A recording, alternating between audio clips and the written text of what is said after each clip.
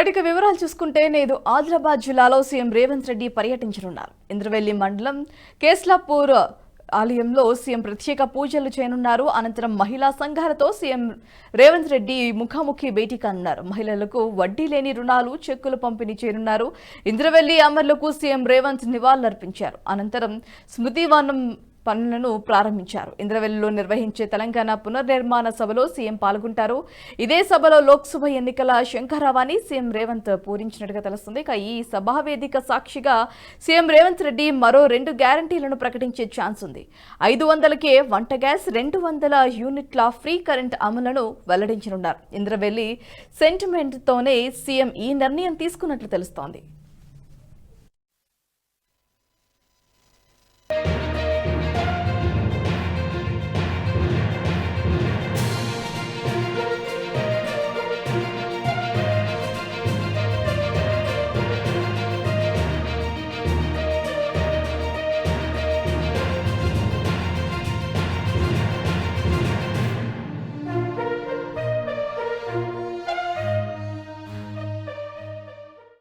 మొదటి అడుగు అభివృద్ధిలో మొదటి అడుగు మరి సీఎం రేవంత్ రెడ్డి గారి ఆధ్వర్యంలో ఉన్నటువంటి కాంగ్రెస్ ప్రభుత్వము ఉమ్మడి ఆదిలాబాద్ జిల్లాను వేదికగా ఇంద్రవెల్లి పోరాట స్ఫూర్తితోటి అభివృద్ధిని కూడా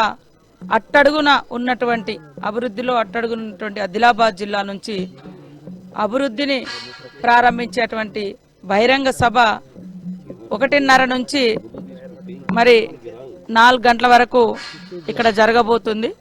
మొదట వారు కేస్లాపురంలోని నాగోబా దేవాలయంలోకి వచ్చి అక్కడ ప్రత్యేక పూజలు నిర్వహించి అక్కడ 1:30కు మరి మహిళా గ్రూపులతోటి ఇంటరాక్షన్స్ ఉంటుంది. అంటే వారితో ముఖాముఖి కార్యక్రమాలు ఉంటాయి.